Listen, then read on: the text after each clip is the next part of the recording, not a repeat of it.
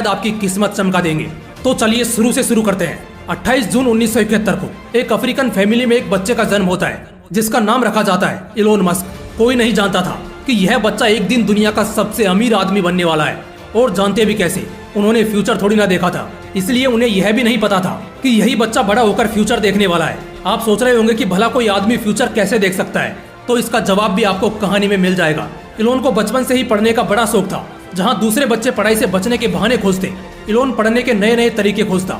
इन्होंने लगभग 10 साल की उम्र में इतनी किताबें पढ़ डाली जो कि एक एवरेज इंसान अपनी पूरी जिंदगी में नहीं पढ़ पाता। हर दिन 14 से 15 घंटे ये लगातार पढ़ते रहते।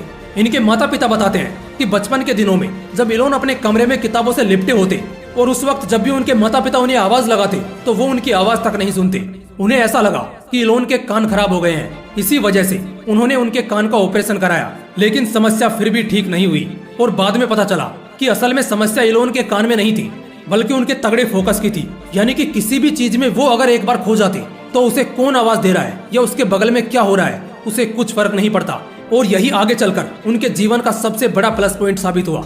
इलोन बचपन से ही बहुत होशियार थे। बढ़ती उम्र के साथ इनको कंप्यूटर से बड़ा लगाव हो गया। उनका क्यूरियोसिटी लेवल एक एवरेज इंसान से कहीं गुना ज्यादा था। कंप्यूटर के इसी लगाव के दौरान उन्होंने महज 12 साल की उम्र में अपने कंप्यूटर में एक ब्लास्टर नाम का गेम बनाया और उसे $500 में एक कंपनी को सेल भी कर दिया। ये सब तो उनके बचपन के वो किस्से हैं जो ये दर्शाते हैं कि अगर हमारे जीवन का बेस सही हो तो हमारी आगे की जिंदगी सक्सेसफुल तरीके से बीतेगी, इसके चांसेस बढ़ जाते हैं। वो जब बड़े हुए तो क्वीन यूनिवर्सिटी से उन्होंने अपना ग्रेजुएशन कंप्लीट किया। इसके बाद इन्होंने फिजिक्स में बैचलर ऑफ साइंस की डिग्री ली और इसको कंप्लीट करने के बाद वो अपना पीएचडी कंप्लीट करने के लिए कैलिफोर्निया शिफ्ट हो गए। लेकिन वहां जाने के बाद अब उनके पेशेंस ने जवाब दे दिया था। स्टार्टअप के प्रति जो उनका पेशेंस था वो अब जवाब दे चुका था। इसलिए सिर्फ 2 दिन के अंदर उन्होंने ड्रॉप आउट कर लिया और अपने बिजनेस करियर की तरफ आगे बढ़े। उन्होंने अपने भाई के साथ मिलकर सबसे पहले प्रोजेक्ट पर काम किया, दैट वाज जिप2, जो कि एक टेलीफोनिक कंपनी बनकर सामने आई। आगे चलकर 1999 में ये कंपनी भी एक बहुत ही हाई मार्केट वैल्यू में सेल हुई, जिससे इलोन को $22 मिलियन का प्रॉफिट हुआ। उसी साल इलोन ने X.com नाम की ऑनलाइन बैंकिंग स्टार्ट की और बहुत ही जल्द उनकी ये कंपनी भी बहुत सफल रही। और आगे चलकर X.com एक कोइन्फिनिटी नाम की एक कंपनी के साथ मर्ज हो गई, जिससे ये बन गई पहली ऑनलाइन बैंकिंग कंपनी पेपाल, जिसकी वैल्यू हो गई करीब $1.5 बिलियन। यंग और कम एक्सपीरियंस होने की वजह से बोर्ड ऑफ डायरेक्टर्स ने इलोन को बाहर कर दिया।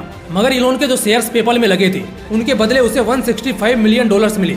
इलोन अभी एक बहुत ही वेल्थी पर्सन बन चुके थे, वो भी महज इतनी छोटी सी उम्र में। उनके पास कुछ सालों के अंदर ही इतना पैसा आ चुका था कि अगर वो सारी उम्र भी शौक से पैसे उड़ाते तब भी खत्म नहीं होते। मगर जैसा कि इलोन अपने इंटरव्यू में कहते हैं कि उन्हें पैसे से बिल्कुल प्यार नहीं है। वो पैसे को सिर्फ एक टूल, एक जरिया समझते हैं जो कि आपकी जरूरतों को पूरा करता है, और उन्हें ज्यादा मटेरियलिस्टिक चीजों का शौक भी नहीं है।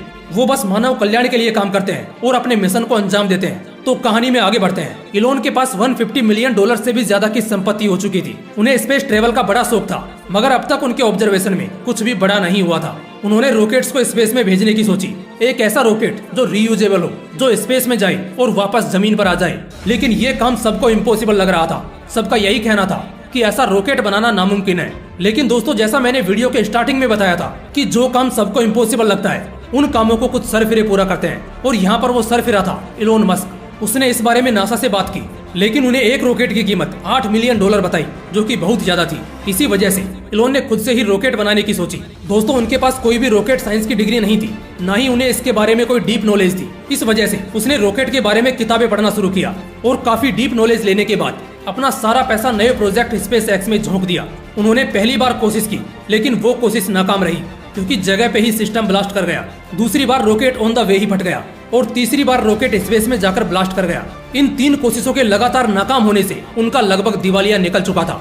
इन्वेस्टर्स बहुत परेशान थे क्योंकि कंपनी बैंकरप्ट होने के कगार पर थी। दोस्तों, ऐसे बुरे दौर में जहां अगर कोई एवरेज इंसान होता तो तुरंत अपने कदम पीछे ले लेता, लेकिन इलोन मस्क ने कहा, I will try once more, मैं एक बार और कोशिश करूंगा।